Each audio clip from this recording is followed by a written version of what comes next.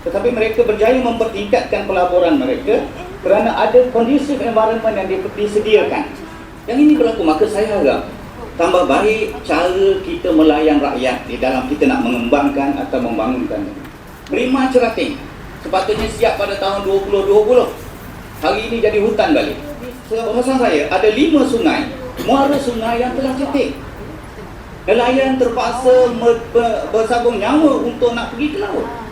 Kalau sekiranya setahun kita belanja 20 juta untuk nak mangsa banjir, kalau kita peruntukkan sekali 20 juta tu untuk baiki ni, insyaAllah dia boleh. Tidak, kata 20 tahun tu maksudnya saya dah tanya orang sebelum saya lagi pun dah angkat benda sama. Telah ada costing, telah ada sistem atau metod untuk nak baiki macam mana, ada dah. Bismillahirrahmanirrahim. Assalamualaikum warahmatullahi wabarakatuh dan salam sejahtera. Terima kasih Yang Berhormat Datuk Seri Yang Dipertua di atas keizinan membenarkan saya sama-sama mengambil bahagian di dalam kita menyokong titah diraja yang telah disempurnakan oleh Ketua Duli Yang Maha Mulia Pemangku Raja Pahang semasa sesi pembukaan Dewan pada hari Isnin yang lepas. Ada beberapa perkara yang ingin saya petik dan saya sentuh di dalam membahaskan titah diraja ini. Yang pertama, Baginda telah menyatakan kegembiraan Baginda apabila kerajaan negeri telah berjaya menarik pelaburan sepanjang tahun 2022 sebanyak 20 bilion untuk negeri Pahang. Dan saya ingin mengucapkan terima kasih juga kepada wakil daripada Semambu yang telah memberikan pencerahan kepada persoalan saya semalam, kerana dalam titah diraja dan juga jawapan daripada pihak kerajaan menyatakan bahawa pelaburan itu kita terima 11 bilion. Tapi daripada angka yang diterima kita ada 20 bilion. Maka perbezaan itu kerana 11 bilion adalah daripada pelaburan asing, 9 bilion adalah daripada pelaburan domestik. Maka memang angka yang tepat adalah 20.6 bilion. Jadi tahniah dan setinggi-tinggi penghargaan kepada kerajaan negeri kerana telah berjaya menarik pelabur untuk datang melabur di negeri Pahang. Sudah semestinya ia bukan satu tugas yang mudah, terutama sekali di dalam pasca COVID-19 ini.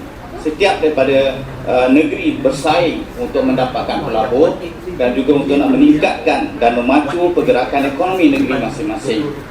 Namun begitu, ada beberapa perkara yang saya ingin kemukakan di dalam Dewan ini, iaitu yang pertama sekali, kita perlu mencari satu niche ataupun satu keutamaan serta advantage yang ada di dalam negeri Pahang untuk kita mempertingkatkan lagi keyakinan pelabur-pelabur untuk melabur dalam negeri Pahang.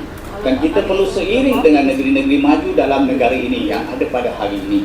Contohnya, kita tidak ada kekurangan jika dibandingkan dengan Pulau Pinang, dibandingkan dengan Selangor, dibandingkan dengan Johor. Kerana semua negeri-negeri yang maju ini, contohnya Selangor berjaya menarik 60 bilion pada tahun 2022. Negeri Johor menarik 70 bilion pada tahun 2022. Negeri Pulau Pinang menarik 76 bilion pada tahun 2021. Kesemua negeri ini mempunyai logistik yang sama dengan negeri Pahang. Semua negeri ini ada pelabuhan. Negeri lain tak ada pelabuhan, termasuk Pahang. Tetapi mereka berjaya mempertingkatkan pelaburan mereka kerana ada conducive environment yang disediakan untuk pelabur-pelabur dan meyakinkan mereka. Maka keyakinan pelabur untuk datang ke negeri Pahang ini dan melabur perlu kita pertingkatkan.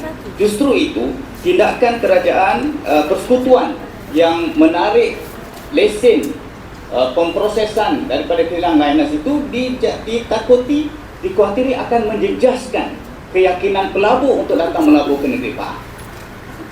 Saya mengharap dan saya mencadangkan kepada kerajaan negeri supaya berbincang semula dengan MOSPI, dengan kerajaan persekutuan, supaya mempertimbangkan menarik balik syarat-syarat yang ditetapkan kepada Liners. Saya dapati bahawa Liners ni telah beroperasi 12 tahun nanti. Dan apa yang dinyatakan oleh publik sebelum ini adalah tidak tepat. Fakta telah ada. Maknanya kita perlu buat keputusan berdasarkan data. 12 tahun data boleh dikutip. Data apa yang kita perlu? Data pencemaran air, data pencemaran udara, data kesihatan, semua kita boleh dapat. Dan tidak pernah ada pelanggaran syarat daripada lesen Liners. Dan kenapa kita hukum mereka? Pelaburi 3 bilion pelaburan mereka. Dan sekiranya kita sekat mereka dan berhentikan proses mereka, bermakna kita telah menghilangkan keyakinan pelabur-pelabur asing kepada keputusan yang kita buat.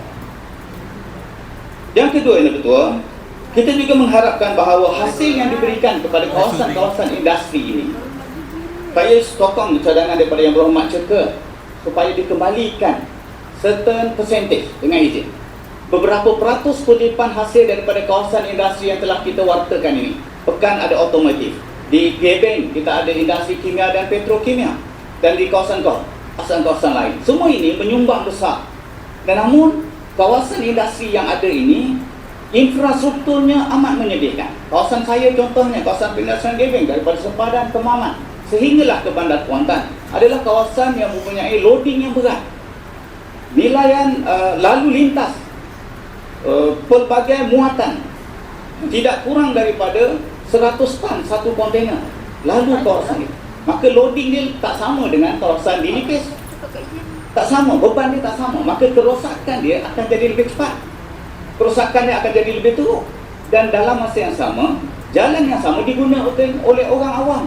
Maka ini yang akan menjejaskan reputasi kita menyediakan suasana yang kondusif kepada pelabur. Jadi saya mencadangkan supaya hasil yang dikutip di kawasan industri Gebeng contohnya, atau kawasan Pekan dan sebagainya, daripada mana-mana pihak ditubuhkan tabung maintenance, tabung penyelenggaraan infrastruktur, supaya sebarang kerosakan di kawasan tersebut boleh dibaiki menggunakan sumber daripada tabung yang disumbangkan ini.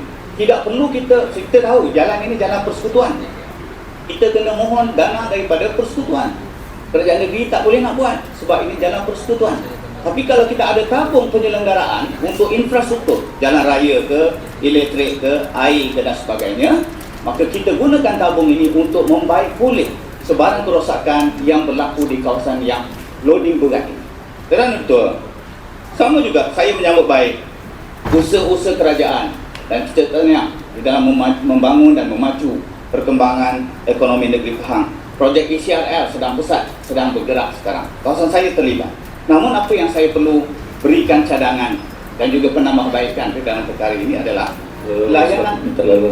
Silakan. Sebelum pindah pada jenjang saya, pandangan Basrah, saya fikir di antara usaha yang boleh dibuat oleh kerajaan negeri ialah meningkatkan promosi pelaburan luar, sama-sama dengan MITI di peringkat persekutuan untuk menjadi sama dalam setiap misi pelaburan luar negara.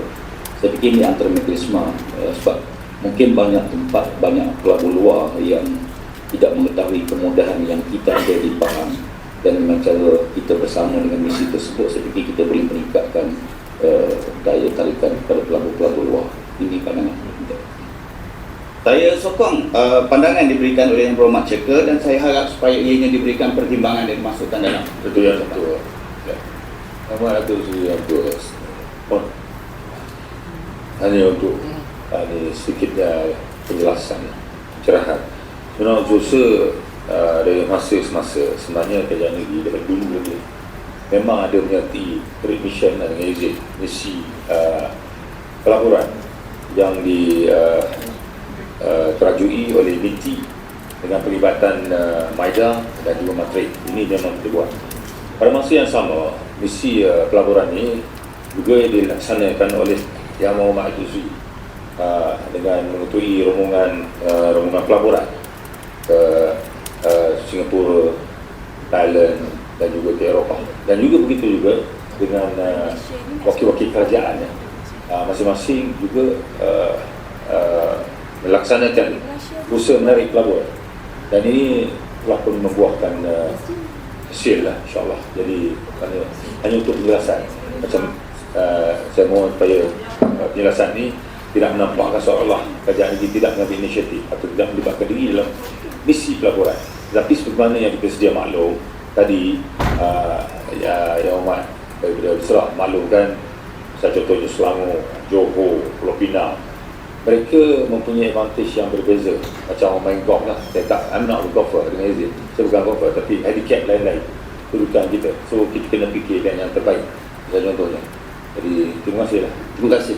Sila Basrah. Terima kasih penjelasan daripada wakil kerajaan tadi. Ya, kita menyertai misi, itu kita akui memang sentiasa. Tapi persaingan dengan negeri lain pun kita perlu ambil kira, sebab negeri lain pun menyertai misi yang dibuat oleh MITI ataupun MAIDA. Maka inilah yang kita perlu buat, bahawa bagaimana kita nak meyakinkan pelabur mereka fahamlah first choice. Baru kata faham first. Yang betul. Baik. Projek ECRL di tempat saya sedang berjalan pesat. Begitu juga dikatakan bahawa kita akan ada projek lapangan terbang di kawasan saya.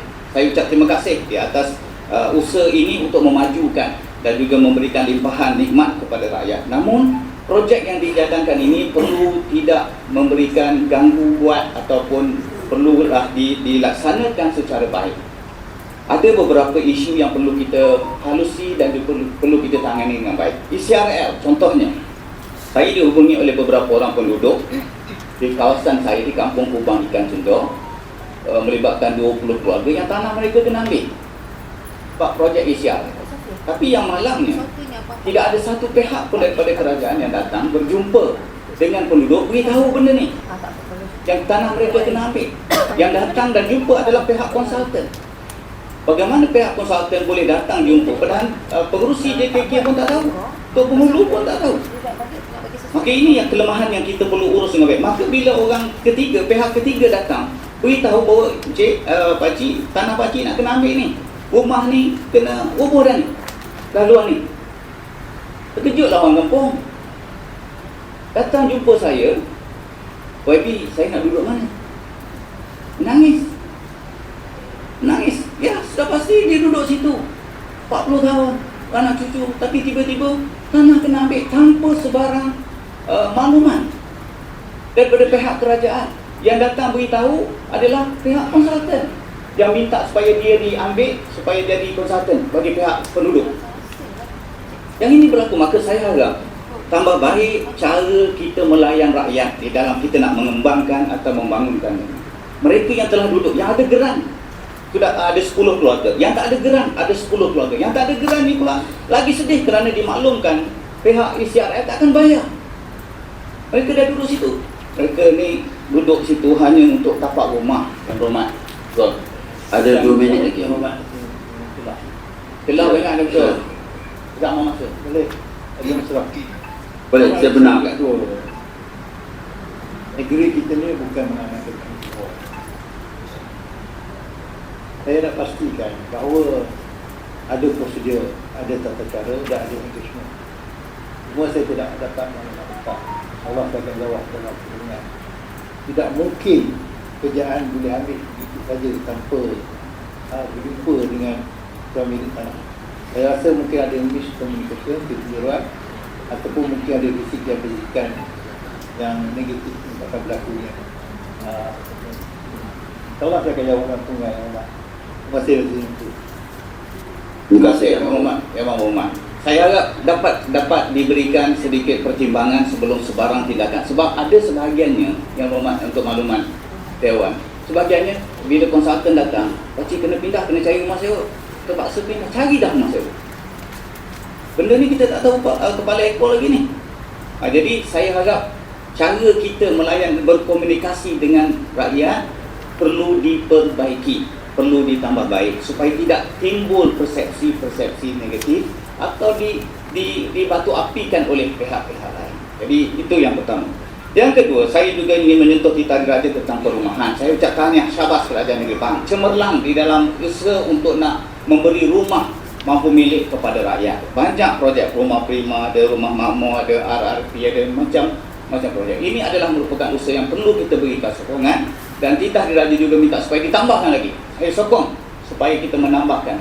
Cuma satu perkara yang perlu kita tambah baik juga adalah jaminan kepada mereka yang telah membeli ni. Prima Cerating sepatutnya siap pada tahun 2020. Hari ini jadi hutan balik. Pembeli telah bayar.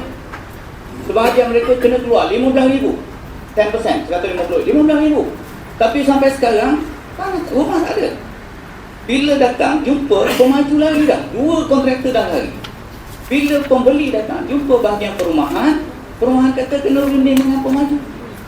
Bila minta dengan pemaju nak refund RM15,000, pemaju kata kita tak boleh bayar RM15,000, kita boleh bayar separuh je. Nak ambil. tak nak kena bawa mahkamah. Inikah cara kita nak bantu rakyat? Semua sekarang ni bukan salah kerajaan 100% tidak. Kerana jaminan bahawa hak mereka dilindungi daripada perkara-perkara ini. Kontraktor perlu diberikan tanggungjawab dan pertanggungjawaban. Sekiranya berlaku kegagalan, pembeli perlu dilindungi. Hak mereka perlu diutamakan. Jangan kita nak, sebab bila pemaju kata, kami dah bayar kerajaan banyak ni, tak boleh nak bayar. Yang mak tu si, saya ingat ini, bukan. Dia biasanya bawa akta perumahan, memang ada. Malahan kita wujudkan tribunal. Mana yang ada teruntuk wakil kerajaan maklumkan. Kita ada tribunal, tribunal yang mana segala komplain, aduan kita akan ajukan dan pihak yang terbabit ni akan buat siasatan. Jadi memang ada, dia ada ini hak masing-masing dan perkara ini hendaklah dirujuk kepada agensi yang tengah jawab, insyaAllah. Terima kasih wakil kerajaan. Minta wakil daripada besar. Cuma kita faham, cuma kita harap kerajaan jadi pemudah cara kepada rakyat ni. Jangan kita tendang cuba perumahan kata kena janji cuma dia pemaju kata dia tak ada tanggungjawab. Kita jadi pemudah cara kepada orang pembeli ni, mereka pun tak tahu tribunal dan sebagainya. Jadi ini yang kita harapkan tambah baik. Saya pergi kepada perkara lain. Pihak PBT terutamanya Majlis Bandaraya tahniah kerana usaha yang baik di dalam mewujudkan Bandar Lestari.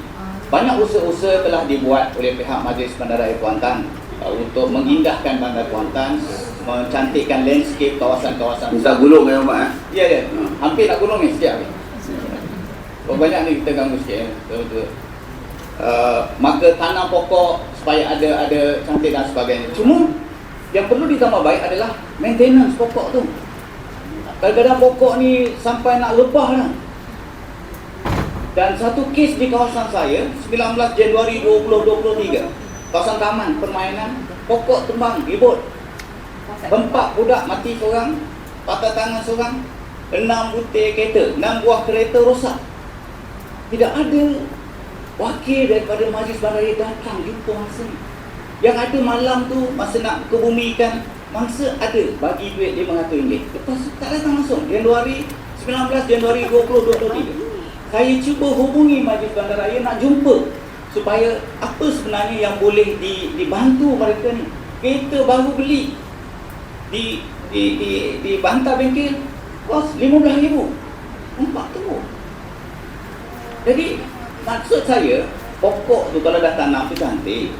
Tapi kalau rasa orang dah buat aduan berbahaya, perlu tebang-tebang lah. Sebab kalau orang tebang kena saman. Saya difahamkan setiap pokok tu diinsurансkan. Maka kalau pokok ni rempak atau ada mangsa atau ada kerugian, perlu diberi ganti rugi, kena datang. Pihak wakil daripada PBT kena jumpa mangsa, beritahu, kena pandu mereka, kena nak buat tuntutan bagaimana. Buat apa? Tapi tidak ada. Sehingga terpaksa mereka engage lawyer. Buat duit lagi untuk dapat hak mereka. Yang ini saya rasa perlu ditambah baik. Cantik dah bandar hias dan sebagainya, tapi pihak bahagian penyelenggaraan perlu kita tambah baik. Yang betul. Saya juga nak tutup ni. Saya tertarik dengan wakil daripada Benta dulu, sekarang ni pun masih lagi menjaga perikanan dan pertanian, yang melabel ataupun yang memberikan gelaran Unsung Heroes kepada para nelayan. Saya rasa itu adalah gelaran yang sangat tepat. Kerana kalau tanpa mereka, kita tak boleh makan ikan ni. Kecuali orang jenerak, dia ada kolam ikan dia dan sebagainya, lain lah. Kita ni nak pergi ke laut tak boleh. Nelayan yang tolong kita. Tapi nasib mereka perlu kita berikan keutamaan. Mereka di kawasan saya ada 5 sungai, muara sungai yang telah cantik. Nelayan terpaksa bersabung nyawa untuk nak pergi ke laut. Terpaksa daratkan bot di tengah laut. Waktu surut tak boleh masuk. Muara dah timbul. Dan perkara ini telah dibangkitkan lebih 20 tahun. Lebih 20 tahun. Tidak ada satu pun muara sungai di kawasan saya yang telah diusahakan untuk nak perbaikan. Ini tempoh 20 tahun. Kalau 2 tahun satu projek pun cukup dah, selesai dah. Tapi satu pun tak ada. Bermakna macam nelayan sendiri mereka ini tidak dihargai usaha mereka. Jadi kita kata mereka unsung heroes. Tapi nasib mereka kita tidak dapat nak bagikan keutamaan. Dan saya harap projek mendalamkan ataupun melebarkan muara sungai untuk nelayan, jati nelayan ini kita berikan perhatian. Sekurang-kurangnya ada perancangan 2 tahun sekali ke ataupun 1 tahun satu. Ya betul. Banjir satu lagi. Jauh mat. Kita banyak ramai lagi orang ni. Kita kena ada. Betul. Yang ini pun curi masa orang ni pun tak betul juga ni. Saya tak curi, orang curi masa saya banyak kan betul. Jadi curi sama curi ni okey ke kot? Saya tak tahu lah. Pakai tu. Okey, akhir poin saya yang terakhir. 1 minit. Banjir. Kawasan saya juga adalah kawasan yang flood prone, yang sentiasa banjir. Dah 20 minit ya Wan. Banjir di kawasan saya ni disebabkan ada punca dia yang utama sekali adalah kerana sistem dia, pembetongan tu, culvert ini terlalu kecil, dah bina 30 tahun dulunya. Dengan perumahan dan pembangunan yang ada, tak cukup nak menampung. Air hujan 1 jam lepas je, maka banjir. Kerana bottleneck dia duduk di sini. Juga telah diangkat hampir 20 tahun. Kalau sekiranya setahun kita belanja 20 juta untuk nak mangsa banjir, kalau kita peruntukkan sekali 20 juta tu untuk baiki ni, insyaAllah dia boleh. Celah, boleh. Tidak. Sekejap jelas tu.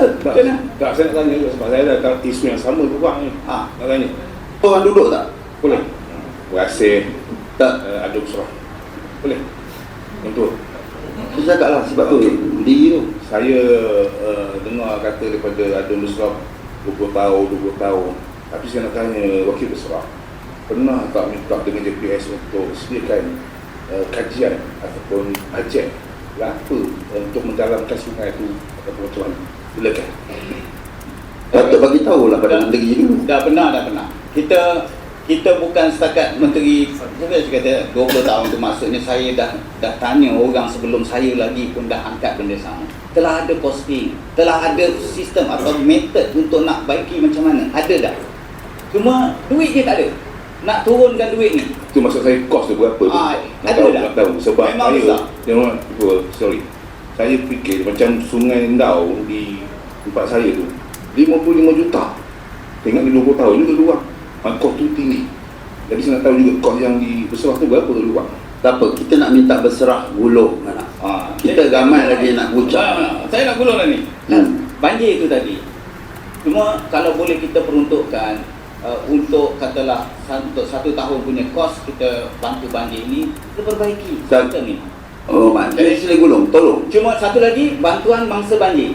Kita dah, terima kasih kerajaan negeri telah mengulurkan bantuan segera semasa banjir tindak. Tapi ada lagi mangsa banjir di kawasan saya yang tak dapat kerana mereka tak pindah pada masa itu, tapi namun dia telah disahkan dan telah diraftarkan mangsa banjir. Cuma dia tak pindah di pusat pemindahan banjir. Dan juga telah dijanjikan akan diberikan bantuan. Tapi hari ini masih tidak ada banjir. Terima kasih Wakil Besar. Okey. Saya mohon Sri Speaker kena menyokong yang berhormat Menteri Besar waktu dalam penggunaan dalam ucapan kita tu one off budget yang kita dan untuk faham 90 bilion untuk atasi banjir. Saya mengalu-alukanlah yang berhormat Menteri Besar untuk memastikan bahawa bajet yang telah kita allocate untuk banjir semua kawasan dapat kita rasakan insyaAllah. Dan saya pernah bincang dengan yang Mohon Menteri supaya projek-projek yang dah diluluskan di peringkat di Pahang akan diproses dan janji beliau dia akan teruskan. Jadi mohon insyaAllah kerjasama yang baik kepada kerajaan negeri. Yakin isu banjir kita dapat 2 bilion insyaAllah kita banyak tempat boleh selesai. Terima kasih. dan untuk saya ucap terima kasih di atas bagi masa kepada saya lebih dan saya mohon menyokong. Terima kasih Wakil Besar.